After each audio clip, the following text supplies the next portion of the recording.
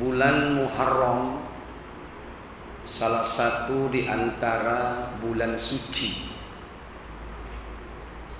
di mana Allah telah menetapkan bulan suci itu ada 4. Sebagaimana firman-Nya, kita coba buka tafsir Ibnu Katsir surah At-Taubah ayat 36. Terjemahkan dulu, siapkan terjemahnya. Inna iddatash syuhuri 'indallahi 12 syahra 12 syahran fi kitabillahi yawma khalaqas samawati wal arda minha arba'atun hurum dzalikad dinul qayyim fala tadhlimu fihinna anfusakum. Apa kata Allah Jalla wa'ala? 36. Ya.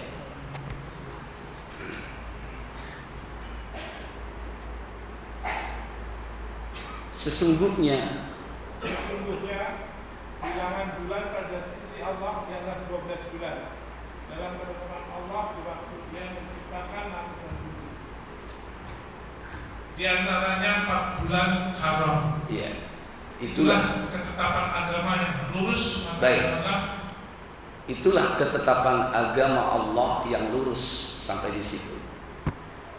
Allah berfirman, Inna iddatash syuhuri 'indallah. Sesungguhnya bilangan bulan di sisi Allah 12 syahra, ada 12 bulan.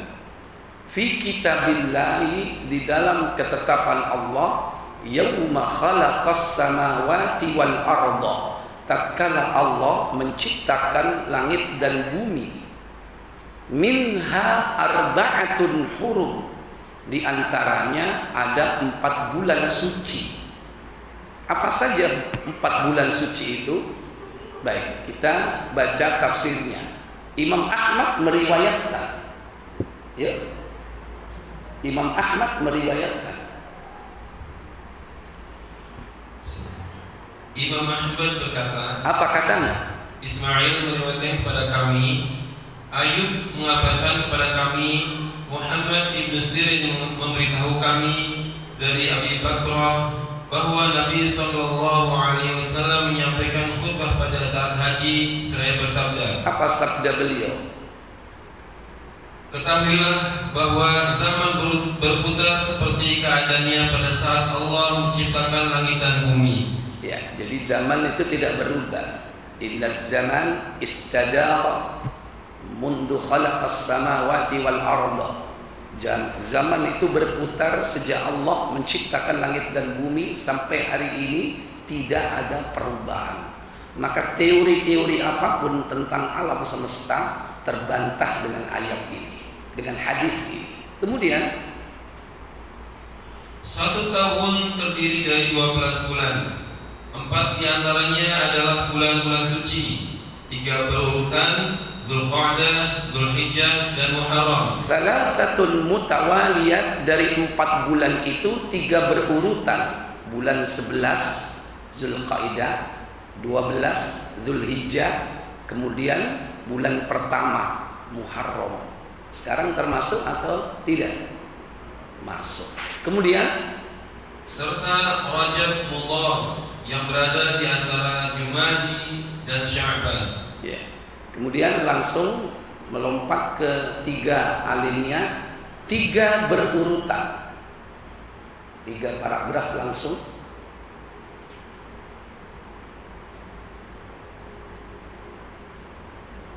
Lanjut. 3 berurutan, Dzulqa'dah, Dzulhijjah, dan Muharram. Kemudian serta Rajab Mudhar yang berada di antara Jumadi dan Sya'ban. Beliau menisbatkannya pada Bani Mudhar untuk menjelaskan kebenaran perkataan mereka tentang Rajab, bahwa bulan ini berada di antara Jumadi dan Sya'ban. Tidak seperti yang dikatakan oleh Bani Rabi'ah bahwa Rajab yang diharamkan adalah bulan antara Sya'ban dan Syawal, yaitu Ramadan. Ini penjelasan bahwa bulan suci itu cuma 4, tidak ada tambahan yang lain. Termasuk Ramadan bukanlah bulan suci, tapi dia disebut dengan Syahrul Mubarak, bulan yang penuh berkah. Adapun bulan suci sudah tetap 4 sejak dulu. Kemudian maka Rasulullah SAW menjelaskan bahwa yang benar adalah Rajab Mudhar dan bukan Rajab Rabi'ah. Bulan-bulan haram itu adalah 4 bulan, yang 3 berurutan dan yang 1 terpisah. Untuk apa Allah tetapkan itu? Berkaitan dengan pelaksanaan ibadah haji dan umrah. Ihtiramul hujjah, untuk memuliakan, menghormati, yaitu orang-orang yang melaksanakan ibadah haji. Inti ibadah haji di bulan Dzulhijjah, ada sebulan sebelumnya dan ada sebulan sesudahnya. Kemudian apa yang harus mereka lakukan? Maka sebelum bulan-bulan haji diharamkan 1 bulan, yaitu Dzulqa'dah, karena pada saat itu mereka berhenti dari peperangan. Segala macam bentuk peperangan harus dihentikan. Semua pergerakan mobilisasi militer apapun harus berhenti dalam rangka menghormati bulan suci. Maka kalau ada di bulan suci peperangan, berarti mereka hakikatnya telah merusak kehormatan bulan suci. Ada nggak pergerakan pasukan di bulan suci? Bahkan meluncurkan apa? Rudal. Itu menghina ketetapan Allah yang Allah sudah tetapkan sejak Allah menciptakan langit dan bumi. Mobilisasi militer apapun harus berhenti sama sekali. Ya. Kemudian lanjut. Diharamkan bulan Dzulhijjah karena mereka melaksanakan ibadah haji, dan diharamkan 1 bulan setelahnya, yaitu Muharram, agar mereka bisa pulang ke negeri mereka dengan aman. Pulang ke negeri mereka dalam keadaan aman, tidak was-was, tidak takut karena ada peperangan. Kalau zaman dulu senjata yang terbang itu cuma panah dan tombak. Paling jauh berapa? 500 meter, nggak sampai 1 kilo. Tapi sekarang ada senjata yang terbang sampai 1 kilo, 10 kilo, 100 kilo, 1000 kilo, rudal balistik. Mestinya sekarang harus malah diperhatikan ayat ini dalam rangka untuk menghormati tamu-tamu Allah yang datang dari seluruh penjuru dunia untuk melaksanakan ketaatan kepadanya, supaya mereka berangkat aman, pulang pun aman. Adapun Rajab yang ditetapkan di tengah tahun, lanjut. Diharamkan Rajab yang berada di tengah tahun untuk memudahkan orang-orang yang berada di pinggiran Jazirah Arabia untuk jika ingin umroh atau berziarah ke Baitullah, mereka bisa melakukan dan kembali ke negerinya dengan aman. Iya, terus. Firman Allah, "Dzalikad dinul qayyim", itulah agama yang lurus, itulah ketetapan agama Allah yang lurus, yakni inilah syariat yang lurus yang berupa pelaksanaan perintah Allah berkaitan dengan bulan-bulan haram dan pelaksanaan syariat yang ada di kitabullah. Allah berfirman, "Fala tuzlamu fihinna anfusakum." Fala tazlimu fihinna anfusakum. Apa katanya? Maka janganlah kamu menganiaya diri kamu dalam bulan-bulan itu. Ya, pertama berhenti dari perang. Kedua yaitu jangan berbuat zalim di 4 bulan suci ini. Ini hati-hati. Kenapa berbuat zalim di 4 bulan suci ini? Ancaman siksanya dilipat gandakan. Kemudian yakni di bulan-bulan haram ini, karena menganiaya di bulan itu lebih besar dosanya daripada yang lainnya. sebagaimana berbuat maksiat di tanah haram lebih besar dosanya. Ya, kalau ada tempat suci Makkatul Mukarramah wal Madinatul Munawwarah, ruang yang suci, siapa yang melakukan perbuatan maksiat, kezaliman di tempat itu, maka diancam dengan siksa berlipat. Demikian pula di bulan suci. Kemudian Allah Subhanahu wa taala berfirman yang artinya, barang siapa yang di dalamnya bermaksud melakukan kejahatan secara zalim, maka akan kami rasakan kepadanya sebagian siksa yang pedih. Inilah alasannya Imam Asy-Syafi'i menetapkan denda-denda diyat itu ditingkatkan jika seluruh denda diyat kafarat itu dilakukan di bulan suci. Karena dosa dilipat, siksa itu diancam berlipat-lipat. Sebagaimana surah Al-Hajj 22 ayat 25 tadi. Wa may yurid fihi bi ilhadin bi dhulmin nudhiqhu min adzabin alim. Barang siapa yang berkehendak melakukan kejahatan secara zalim, niscaya akan kami timpakan siksa yang pedih. Kemudian begitu juga pada bulan haram, dosa dilipatkan. Ya, sebetulnya bukan dosa ya. Kalau dalam Islam itu pelipat gandaan dosa tidak ada. Yang ada pelipat gandaan pahala. Sekali beramal dilipat gandakan 10 kali lipat. Itu contoh sholat. Dan seluruh amal umumnya dilipat gandakan 10 kali lipat. Ada sedekah 700 kali lipat. Ada yang unlimited, konstantanya, pengalinya tak terbatas, yaitu puasa. Tapi untuk dosa tidak ada pelipat gandaan. Dosa sekali, siksanya 1 kali. Dosa 2 kali, siksanya 2 kali. Tapi dalam hal ini, jika itu dilakukan perbuatan dosa itu di bulan suci, kualitas siksanya yang dilipat gandakan. Bukan jumlah kuantitas siksanya, tapi kualitas. Kalau biasanya dicambuk dengan rotan, ini dicambuk dengan linggis. Kira-kira gimana Pak? Nah, sama-sama sekali, tapi mukulnya dengan rotan. Tapi kalau ditingkatkan siksanya lebih dari itu. Itu gambaran atau analoginya. Kemudian lanjut. Ya. Berkaitan dengan ayat fala tadlimu fihinna anfusakum, Hamad bin Salamah berkata dari Ali bin Zaid, dari Yusuf bin Mihran, dari Ibnu Abbas, dalam seluruh bulan. Muhammad bin Ishaq berkata, maka janganlah kamu menyayangi dirimu dalam bulan-bulan itu, yakni jangan menghalalkan apa yang diharamkan dan mengharamkan apa yang dihalalkan seperti yang dilakukan oleh orang-orang musyrik. Ya, orang-orang musyrik mereka mengharamkan yang halal. Saya ulang, mengharamkan yang halal.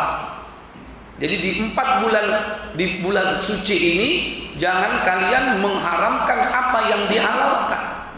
Kalau orang musyrik dulu bulan suci, bulan haram itu ditambah sama mereka. Ditambah 4 lagi. 4 tambah 4 berarti tambah. Jadi berapa jumlahnya? 8. Tambah banyak. Jadi mereka itu nggak mau untuk melakukan yakni peperangan untuk membela agama mereka. Semakin diperpanjang berarti semakin mereka tidak mau untuk menegakkan panggilan, menegakkan agama Allah. Kemudian karena sesungguhnya pemunduran waktu yang mereka lakukan hanyalah akan menambah kekafiran mereka. Firman Allah, wa qatilul musyrikin kafah, dan perangilah orang-orang musyrik itu secara keseluruhan, yakni semuanya, sebagaimana mereka merangi kamu secara keseluruhan. Ya, baik. Fala tadlimu fihinna anfusakum, maka janganlah kalian menganiaya diri di 4 bulan suci tersebut. Berbuat zalim. Nah, zalim ini ada 3 macam, Pak. Pertama, zalim kepada Allah. Yang kedua, zalim kepada sesama manusia. Yang ketiga, zalim kepada diri sendiri. Baik. Zalim kepada Allah yaitu melakukan kesyirikan. Karena syirik itu merupakan zulmun azimun, kezaliman yang besar. Ketika turun ayat surat Al-An'am, surat yang ke-6, ayat yang ke-82, orang-orang yang beriman yang tidak mencampur imannya dengan kezaliman, maka orang itu tidak akan mendapatkan petunjuk dan tidak mendapatkan keamanan. Ketika ayat ini turun, para sahabat bingung. Alladzina amanu wa lam yalbisu imanahum bidzulmin ulaika lahumul amnu wa hum muhtadun. Apa kata Allah? Orang-orang yang beriman dan tidak mencampur adukan iman mereka dengan kezaliman, yaitu kesyirikan. Asalnya tidak ada penjelasan bahwa itu kesyirikan. Makanya di situ dalam kurung syiriknya. Dalam kurung enggak? Iya. Karena ayatnya kalimatnya bukan syirik, tapi apa? Zalim. Alladzina amanu, orang-orang yang beriman, walam yalbisu, yang tidak mencampur imannya, bidzulmin, dengan kezaliman. Ketika ayat ini turun, bingung mereka para sahabat. Padahal janji Allah yang tidak mencampur iman dan kezaliman, apa janji Allah? Mereka itulah orang-orang yang mendapat keamanan, dan mereka itu adalah orang-orang yang mendapat petunjuk. Keamanan yang dimaksud keamanan di akhirat, aman perjalanan akhiratnya. Petunjuk maksudnya yaitu petunjuk di dunia. Keamanan di akhirat, petunjuk di dunia. Ini janji Allah yang luar biasa ini. Rasa aman di akhirat dan petunjuk di dunia. Tapi dengan turunnya ayat ini mereka bingung. Berarti kita nggak dapat petunjuk dong di dunia. Berarti kita tidak mendapatkan keamanan di akhirat kalau kita mencampur aduk antara iman dan kezaliman. Sementara kita sungguh pun orang mukmin beriman, bukankah kita sering berbuat zalim? Dipikir kezaliman biasa. Akhirnya mereka datang ke Rasulullah mengadu tentang ayat ini. Peristiwa itu diabadikan dalam hadis, buka Sahih Muslim nomor 100.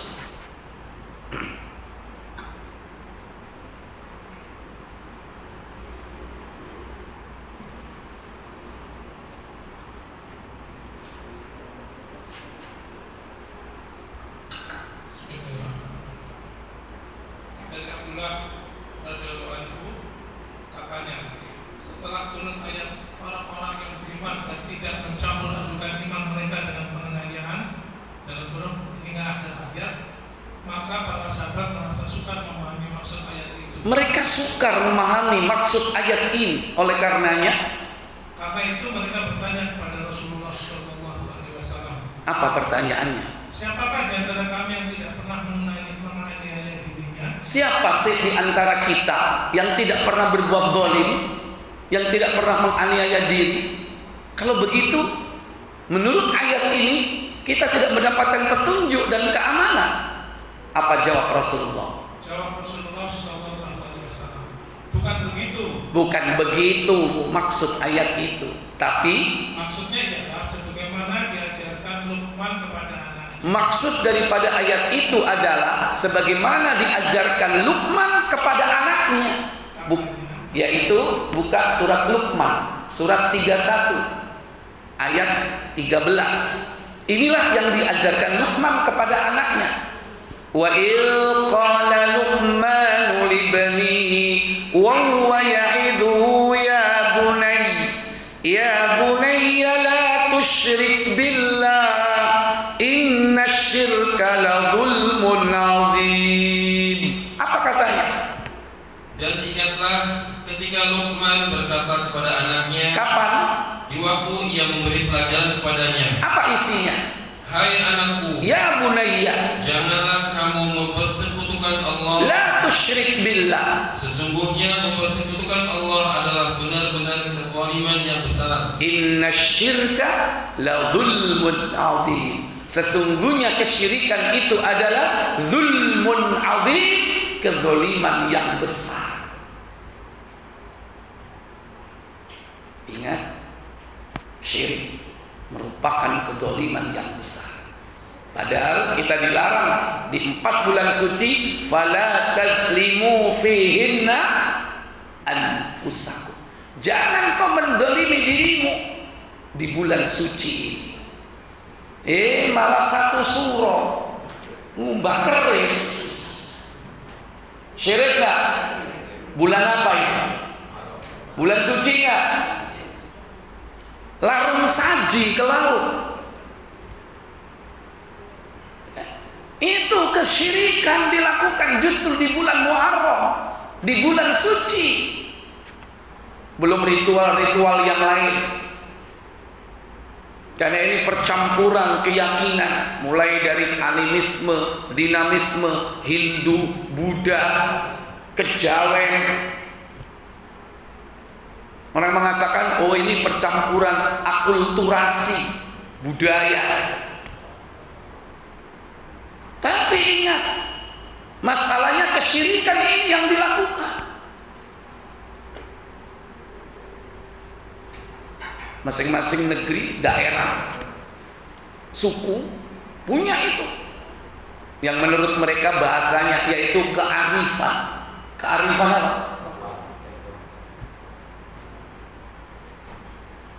Yang di Padang ada tradisi apa? Tabui. Orang Padang. Tabui, tahu dia. Orang Jawa, orang Sunda punya masing-masing tradisi-tradisi awal tahun Muharram itu. Bahkan bulan Muharram diganti sama orang Jawa jadi apa? Suro, padahal Muharram. Karena ini katanya bulan yang batas antara zahir dan batin itu tipis, sehingga apa? Lebih bagus melakukan berbagai aktivitas spiritual, melakukan kontemplasi, semedi dan sebagainya. Ini syirik banyak dilakukan di bulan suci. Baik. Kezaliman yang kedua yaitu kufur, kekufuran. Maka hati-hati. Di antara bentuk kekufuran yaitu berdusta atas nama Allah dengan kebohongan besar kepadanya. Sebagaimana firman Allah dalam surah Al-Ankabut, buka tafsir Ibnu Katsir surat 29. Bawa aja itu satu boxnya biar nggak bolak-balik.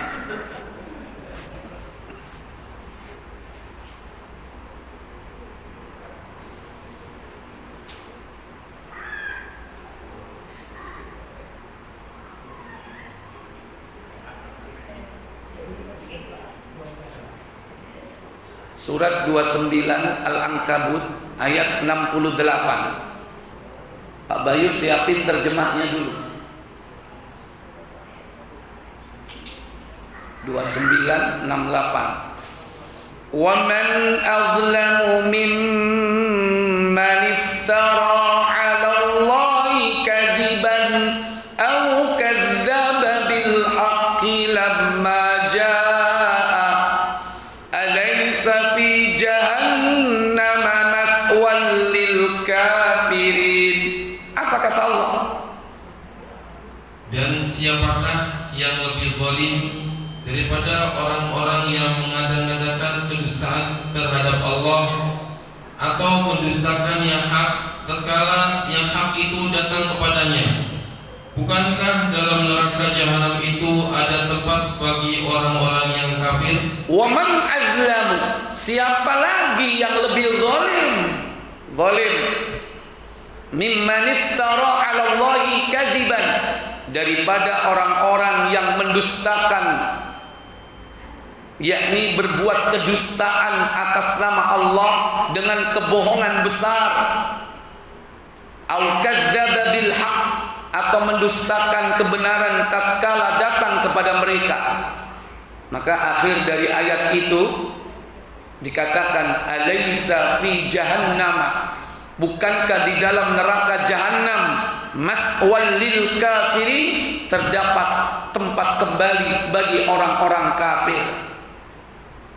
Awalnya disebut zalim, akhirnya disebut kafir.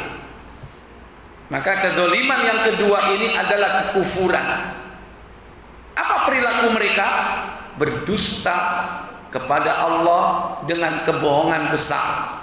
Bagaimana wujud kedustaan terhadap Allah itu? Baca tafsirnya. Langsung dari awal ya. Sungguh tidak ada seorang yang dari awal aja. Allah berfirman, memberikan anugerah kepada orang Quraisy mengenai apa yang dihalalkan atas mereka dari tanah haram yang ia dijadikan bagi manusia. Nah, terlalu jauh itu dari awal. Barang dan siapa lagi yang lebih zalim? Dan siapakah yang lebih zalim daripada orang-orang yang mengadakan kedustaan terhadap Allah atau mendustakan yang hak tatkala yang hak itu datang kepada mereka? Terus, sungguh tidak ada seorang yang lebih berat hukumannya daripada orang yang melakukan kedustaan atas nama Allah. Misalnya dia mengutarakan, apa katanya? Sesungguhnya Allah telah memberikan wahyu kepadanya. Aku tadi malam mendapatkan wangsit, mendapatkan wahyu. Itu kezaliman. Kenapa? Karena dia berdusta atas nama Allah, bahwa tadi malam dia dapat bisikan. Ketika berkontemplasi, ketika dia semedi, dapat bisikan. Menganggap bahwa itu adalah wahyu. Berarti seakan-akan dia memposisikan diri sebagai seorang nabi. Dapat bisikan. Lah, kalau dikatakan bisikan dari setan, mau nggak dia? Mau nggak dikatakan bisikan dari setan? Nah, itu. Pertanyaannya, bisikan dari siapa? Tentu mereka mengklaim ini bisikan dari Allah. Kalau bisikan dari Allah itu berarti wahyu, berarti kau mengaku dirimu sebagai nabi secara tidak langsung. Hendak saya dibisiki sama ruhnya Angling Darmo misalnya. Angling Darmo siapa? Berarti setan. Karena orang yang sudah mati tidak akan bisa bisik-bisik orang yang masih hidup. Kemudian lanjut. Padahal dia tidak diberi wahyu sedikit pun. Serta dia berkata, apa katanya? Aku akan turunkan seperti apa yang diturunkan Allah. Aku akan menurunkan seperti apa yang diturunkan Allah kepada para nabi, kepada para rasul. Aku mampu membuat seperti apa yang ada pada nabi dan rasul. Ini berarti dia mengklaim mampu membuat wahyu atau semisalnya menulis kitab misalnya. Kemudian demikian pula tidak ada seorang lebih berat hukumannya daripada orang yang mendustakan kebenaran tatkala kebenaran itu datang padanya. Ya, jadi ada dua kelompok di situ. Yang pertama itulah yang dimaksud berdusta kepada Allah dengan kebohongan besar. Lanjut. Orang yang pertama adalah orang yang mengada-adakan, dan orang kedua adalah orang yang mendustakan. Kemudian apa ancamannya? Oleh sebab itu Allah Subhanahu wa taala berfirman, "Alaysa fi jahannam mathwal lil kafirin?" Bukankah dalam neraka jahanam itu ada tempat bagi orang-orang yang kafir? Lantas Allah berfirman, "Walladzina jahadu fina." Baik, cukup. Sudah jelas. Intinya adalah kezaliman di sini yaitu berdusta atas nama Allah dengan kebohongan besar. Ya. Nah, termasuk di antara kebohongan besar yang dilakukan oleh kaum muslimin apa? Ada 3 perkara. Siapa yang mengatakan 3 perkara itu, berarti dia telah melakukan kebohongan besar kepada Allah. Berarti dia zalim. Zalim. Apa saja? Buka Sahih Muslim nomor 143.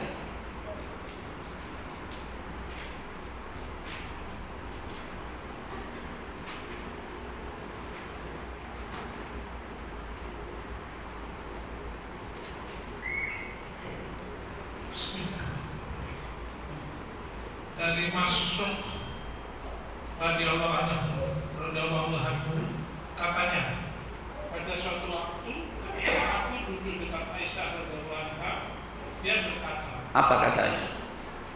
hai Abu Aisyah, ada 3 perkara, barang siapa mengatakan salah satu di antaranya, maka berarti orang itu mengatakan suatu kebohongan besar terhadap Allah. Salasatun, kata Aisyah radhiyallahu taala anha, ada 3 perkara. Man takallama biwahidatin, siapa yang mengucapkan salah satu di antara 3 perkara itu, faqad a'dhama 'ala Allahil firyah, sungguh dia telah berbuat dusta kepada Allah dengan kebohongan besar. Apa kata Mas'ud? Apakah itu jawabnya? Siapa yang mengatakan bahwa Muhammad sallallahu alaihi wasallam pernah melihat Rabbnya, maka dia itu sesungguhnya telah mengadakan kebohongan besar terhadap Allah. Pertama, man za'ama anna Rasulullah, barang siapa yang mengatakan bahwa Rasulullah ra'a rabbahu, melihat Rabbnya, melihat Allah, faqad a'dhama 'ala Allahil firyah, maka sungguh dia telah berdusta dengan kebohongan besar kepada Allah. Rasulullah tidak pernah melihat Allah. Sementara sebagian dari kaum muslimin menganggap bahwa Rasulullah melihat Allah ketika peristiwa Isra.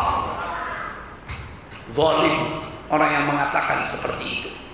2, langsung ke kanan, tengah-tengah. Kedua,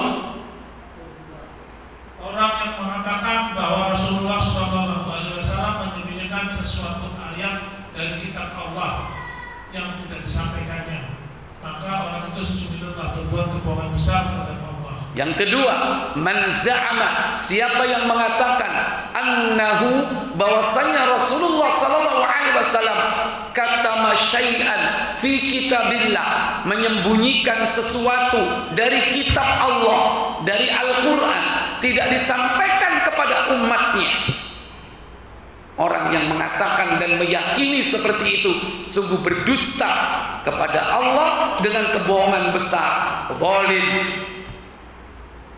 Dia mengatakan, dia menganggap bahwa ada ayat-ayat khusus yang tidak diberikan kepada umumnya kaum muslimin. Ayat ini khusus untuk keluarga beliau, untuk ahlul bait beliau. Dusta dengan kebohongan besar kepada Allah. Rasul itu disifati dengan tabligh, menyampaikan. Rasul itu disifati dengan amanah, tidak mungkin khianat, menyembunyikan ayat walaupun hanya 1 ayat. Jangankan 1 ayat, 1 kata. Jangankan 1 kata, 1 huruf pun tidak akan pernah disembunyikan. Walaupun huruf itu manusia tidak mengerti artinya. Contoh, alif lam mim. Seandainya berapa huruf ini? Seandainya nggak ada 1 huruf, lam mim, ya. Orang kan nggak tahu. Hanya 1 huruf saja yang hilang atau tercecer. Tapi tidak. Bahkan Allah menggaransi bahwa Rasulullah sudah menyampaikan seluruh risalahnya, sudah disampaikan. Dibuktikan dengan apa? Turunnya ayat terakhir, al-yawma akmaltu lakum dinakum wa atmamtu alaikum nikmati wa raditu lakumul islam madinah. Pada hari ini telah aku sempurnakan agama ini bagimu. Berarti agama telah apa? Sempurna. Tidak ada satupun ayat, 1 huruf pun bahkan yang tercecer. Makanya Allah turunkan ayat itu untuk menggaransi bahwa Nabi sudah menyampaikan risalahnya, sudah menunaikan tugasnya dengan baik. Makanya hari turunnya ayat itu, kata orang-orang Yahudi, seandainya itu turun kepada kami, orang-orang Yahudi, hari turunnya ayat itu akan aku jadikan sebagai apa? Hari raya, hari besar. Itu orang Yahudi mengatakan begitu, datang kepada Umar bin Khattab, buka Muslim 2000, itu kasih tanda nomor 3 belum kan? 2520.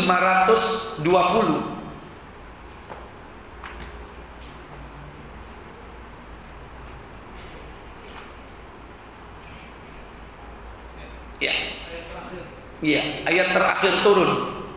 Dari Tariq bin Syihab radhiyallahu anhu, katanya seorang laki-laki Yahudi datang kepada Khalifah Umar. Apa katanya? Saya berkata, ada sebuah ayat dalam kitab Anda, Al-Quran, yang selalu Anda baca.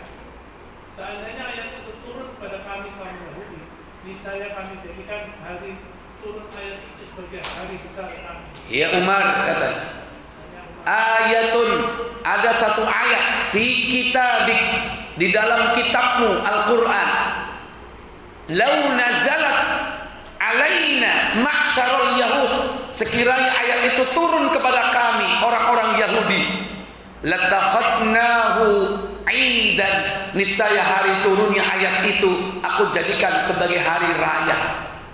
Maka Umar bertanya, ayyu ayat, ayat yang mana itu? Apa jawab Yahudi? Jawabnya, hari ini kusempurnakan bagimu agamamu dan kusempurnakan atasmu nikmatku, dan aku rela Islam menjadi agamamu. Dibaca oleh Yahudi. Yahudi membaca ayat itu. Al-yawma akmaltu lakum dinakum wa atmamtu alaikum nikmati wa raditu lakumul Islam madina. Muslimin aja belum tentu apa. Yahudi diam-diam memperhatikan ayat ini. Ketika ditanya oleh Umar, ayat yang mana? Dibaca sama Yahudi. Kemudian apa kata Umar bin Khattab? Aku tahu hari dan tempat ayat itu diturunkan. Aku tahu hari dan tempat ayat itu diturunkan. Apa katanya? Ayat itu diturunkan pada Rasulullah SAW di Arafah pada hari Jumat. Iya, ayat itu diturunkan oleh Allah kepada Rasulullah pada hari Jumat, tanggal 9 Dzulhijjah, ketika Rasul berada di Arafah. 9 Dzulhijjah di Arafah berarti waktu apa? Wukuf, ketika Nabi melaksanakan haji wada. Ayat itu turun, dan itu hari Jumat ketika itu. 81 hari kemudian Rasul wafat. Setelah itu juga tidak ada lagi ayat yang turun. Ini ayat ini menggaransi Nabi kalau Nabi itu sudah menyampaikan seluruh risalahnya, tugas beliau telah usai. Sekarang kembali, apa saja di antara 3 perkara? Siapa yang mengatakan 3 perkara itu berarti mendustakan atau berbuat dusta atas nama Allah dengan kebohongan besar, yaitu orang yang mengatakan bahwa Rasulullah SAW tahu apa yang akan terjadi besok.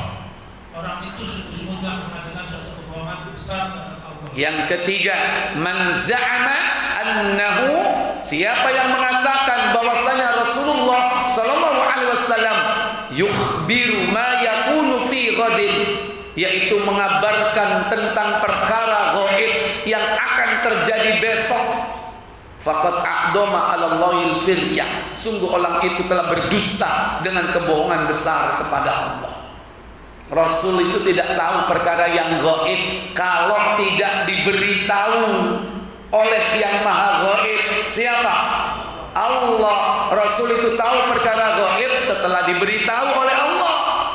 Kalau tidak diberitahu, ya tidak tahu. Makanya kan beliau selalu mengatakan qala Allah, firman Allah. Disampaikan bahwa ini adalah wahyu. Ini bukan wahyu. Karena perkara yang gaib itu hanya Allah saja yang tahu. Nabi mengetahui apa yang telah terjadi itu gaib bagi beliau, tapi setelah diberitahu baru beliau tahu. Demikian pula apa yang akan terjadi tentang tanda-tanda kiamat, Nabi tidak tahu. Nabi tahu setelah diberitahu oleh Allah. Tapi kalau ada orang yang menganggap bahwa Rasulullah tahu segalanya, dusta orang itu. Loh, ini yang lebih parah lagi. Apa? Bukan Nabi, bukan Rasul, didatangi. Mbak, gimana Mbak peruntungan saya Mbak? Bisnis saya ke depan bagaimana Mbak? Mbak, bagaimana nasib saya? Tolong diramal Mbak. Biasanya tangan kanan apa kiri? Enggak tak tuduh Mbak. Hati-hati, itu kezaliman. Baik, zalim kepada Allah, syirik, kufur. Sekarang zalim kepada sesama manusia. Hati-hati dengan kezaliman kepada sesama manusia. Ingat, di antara kezaliman kepada sesama itu kaitannya dengan 3 hal. Apa? Darah, harta, dan kehormatan. Biasanya orang zalim dalam 3 perkara ini. Hati-hati. Nabi mengingatkan kita, buka Muslim nomor 2193. 2193.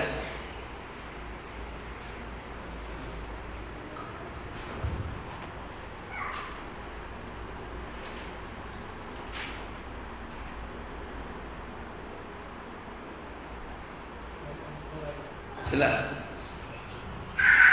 Dari Abu Hurairah radhiyallahu anhu, katanya Rasulullah sallallahu alaihi wasallam bersabda. Apa sabda beliau? Seorang muslim adalah saudara bagi seorang muslim. Al-muslimu akhul muslim.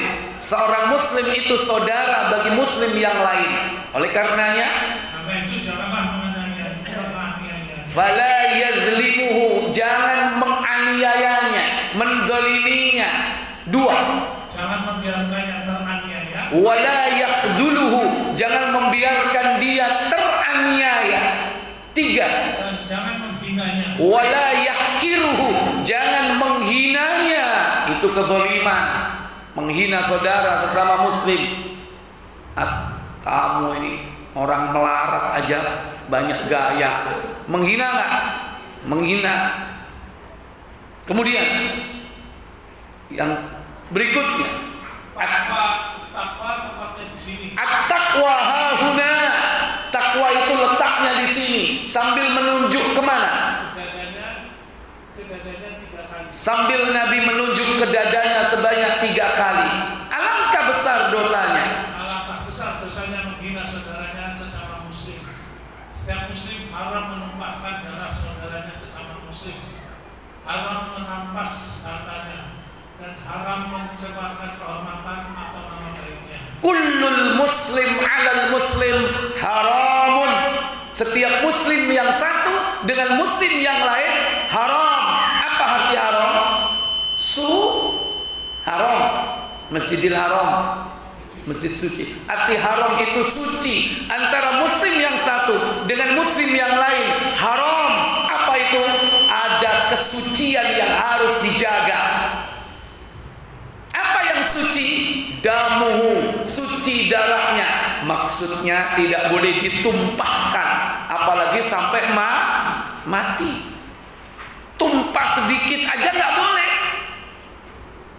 Digampar, mimis, keluar darah, haram. Dijaga itu kesucian darahnya. 2, apalagi? Wa maluhu, suci hartanya, tidak boleh diambil dengan cara zalim, tidak boleh dicuri, tidak boleh dirampas, tidak boleh dirampok, tidak boleh dikorupsi harta saudaranya. Haram. Ini kesucian yang harus dijaga. Yang ketiga, wa irduhu. Apa irdu?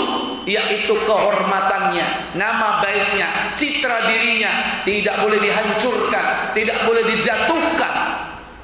Itulah kesucian yang harus dijaga. Kalau itu terjadi di bulan suci, berbuat zalim, baik meliputi kedzaliman terhadap darah, harta, ataupun kehormatan, diancam dengan siksa berlipat-lipat nanti. Terus gimana solusinya? Solusinya, kalau tadi syirik dan kufur, bertobat kepada Allah. Kalau zalim kepada manusia, datangi orangnya, minta maaf. Kenapa? Kalau tidak, akan dipermasalahkan di akhirat. Dan kalau sudah di akhirat, perkaranya lebih besar lagi. Makanya Nabi mengatakan, datangi dia, minta kerelaan, kehalalan. Apa kata beliau sallallahu alaihi wasallam? Buka Bukhari 1171. Siapa yang berbuat zalim kepada sesama, segera selesaikan sekarang, mumpung masih ada fulus. Karena mungkin dia bisa selesaikan dengan fulus. Kalau dia punya duit, selesaikan. Atau kalau tidak punya, mintalah keredoannya, kerelaannya. Karena kita sudah berbuat zalim kepadanya. 1171. Silakan. Dari Abu Hurairah radhiyallahu anhu, Rasulullah sallallahu alaihi wasallam bersabda. Apa sabda beliau? Sesiapa yang merusak nama baik atau harta benda orang lain, maka minta maaflah kepadanya. Kapan? Sekarang ini. Sekarang ini juga, sebelum datang Hari di mana maka uang tidak laku lagi. Baik, kata Nabi, man kana mazlamatun, siapa yang pernah berbuat zalim min irdi, terhadap perkara kehormatan, nama baik, harga diri, au mim malin, atau harta benda yang dirusak, yang dicuri, yang diambil, maka Nabi mengatakan falyatahallalhu al-yaum, mintalah kehalalan sekarang juga, qabla ya'ti yauma la dinar wala dirham, sebelum datang hari di mana tidak ada dinar, tidak ada dirham, tidak ada dolar, tidak ada rupiah. Kapan itu terjadi? Hari kiamat. Kalau sudah hari kiamat, Bapak Ibu, yang ada cuma satu, pahala amal soleh. Kira-kira mau nggak pahala amal solehnya diambil? Apa kata Nabi SAW? Kalau dia mempunyai amal baik, sebagian dari amal baiknya akan diambil sesuai dengan kadarnya yang telah dilakukannya. Iya, ya'khudhu ajra amalis soleh, diambillah pahala amal solehnya biqadarin mazlamati, sesuai dengan kadar kezaliman yang dia lakukan di dunia. Lantas pahala itu diberikan kepada orang yang dizalimi. Pak, Bu, enak mana? Diberikan duit atau diberikan pahala? Halo? Maksudnya, kalau kita punya pahala dan duit, kalau kita berbuat zalim, mending mana yang kita kasihkan? Pahala kita atau duit kita? Duit. Kalau duit berarti di mana dong? Di dunia. Karena di akhirat sudah nggak ada duit. Makanya datangi dia, bang, maafin gua bang ya. Emang ngapain? Bang, yang nyuri HP abang itu gua bang. Berani nggak ngomong begitu? Maaf ya, maaf bang, itu yang nyuri saya bang. Berani nggak? Ikhlaskan bang ya. Enak aja bang, ganti yang baru. Kita punya duit. Daripada pahala kita diambil di akhirat, kita punya duit di dunia. Gimana kira-kira? Diganti nggak? Itu minta kehalalan namanya, minta kerelaan. Mumpung masih di dunia, masih ada duit, mungkin bisa diselesaikan dengan harta. Atau bukan mencuri, mengambil harta, merusak nama baik. Mbak, maaf mbak ya. Loh kenapa? Iya mbak, saya ini telah berbuat zalim sama mbak. Loh, emangnya apa? Mbak itu saya gunjing, saya rasani, Saya ghibah kalau mbak itu selingkuh sama laki-laki. Hai. Berani nggak ngomong begitu sama yang bersangkutan? Berani bu? Kalau nggak berani, bersiaplah nanti bahayakan orang lain. Zalim. Dan itu dilakukan di bulan apa? Di bulan suci, bulan Muharram. Inilah di antara keutamaan bulan suci. Berhenti perang. Jangan berbuat zalim. Zalim kepada Allah, zalim kepada sama, zalim kepada diri sendiri. Berikut keutamaan bulan Muharram. Ada amaliyah yang sangat dianjurkan untuk dikerjakan, dihidupkan. Apa itu? Puasa. Puasa apa? Puasa Asyura.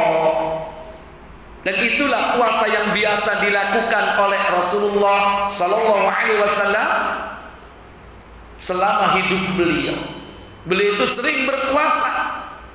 Puasa beliau itu pertama yaitu Muharram, Asyura. Kedua yaitu puasa Arafah. Ketiga yaitu puasa Senin Kemis. Keempat puasa Ayyamul Bid. Begitulah yang dikabarkan oleh istri-istri Nabi sallallahu alaihi wasallam. Nah, puasa Asyura yaitu puasa yang dikerjakan setiap tanggal 10 Muharram. Untuk apa? Mensyukuri nikmat Allah, yaitu atas kemenangan Nabi Musa diselamatkan oleh Allah bersama kaum muslimin dari kalangan Bani Israel dari kekejaman Fir'aun dan bala tentaranya. Itu terjadi tanggal 10 Muharram, peristiwa Eksodus. Kaum muslimin keluar dari negeri Mesir menuju ke Palestina. Kaum muslimin yang dimaksud yakni siapa? Umatnya Nabi Musa. Seluruh nabi muslim. Umat nabi yang mengikuti nabinya muslim. Peristiwa itu terjadi menyeberang Laut Merah, dibelah lautan oleh Allah dengan mukjizat yang Allah berikan kepada Nabi Musa. Itu terjadi 10 Muharram. Buka Muslim 1098.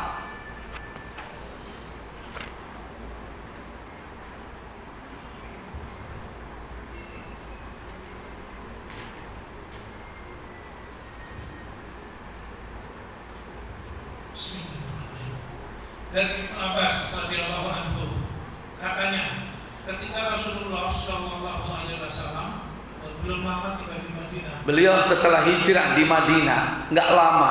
Kemudian apa yang beliau lihat? Didapatinya orang-orang Yahudi puasa pada hari Asyura. Orang-orang Yahudi berpuasa di hari Asyura. Lalu mereka ditanya dia itu. Apa pertanyaan Rasulullah? Apa sebabnya mereka puasa pada hari itu? Kemudian hari ini adalah hari kemenangan Musa dan Bani Israel atas Fir'aun. Itulah jawaban orang-orang Bani Israel, orang Yahudi. Ketika ditanya, kenapa kau puasa 10 Muharram? Kata mereka, ada yaumun azimun. Ini adalah hari yang agung. Najallahu Musa wa qaumahu. Allah telah menyelamatkan Nabi Musa dan kaumnya min Fir'aun wa qaumihi, dari Fir'aun dan bala tentaranya. Oleh karena itu kami puasa pada hari ini untuk menghormati Musa. Shoma Musa wa qaumahu. Maka Nabi Musa berpuasa juga kaumnya. Untuk apa? Syukran lillah, untuk bersyukur kepada Allah Jalla wa Ala dan juga menghormati Musa. Tapi apa jawab Nabi? Maka bersabda Nabi sallallahu alaihi wasallam, kami lebih pantas memuliakan Musa daripada kamu. Nahnu aula wa ahaqqu bi Musa minkum. Kami lebih utama, lebih pantas memuliakan Musa daripada kalian, hai Bani Israel, hai orang-orang Yahudi. Kemudian lalu beliau perintahkan supaya kaum muslimin puasa pada hari Asyura. Maka Nabi memerintahkan umatnya berpuasa tanggal 10 Muharram. Dalam rangka apa? bersyukur kepada Allah atas syukurnya Nabi Musa dan kaum muslimin waktu itu karena diselamatkan oleh Allah. Sementara orang Yahudi dianggap tidak pantas oleh Nabi. Kenapa? Karena mereka Yahudi sering menyakiti hati Rasulullah. Sering sekali menyakiti hati Rasulullah. Nah, Bapak Ibu, saudara-saudari sekalian, maka prinsip dalam Islam kita ini tidak boleh menyamai mereka.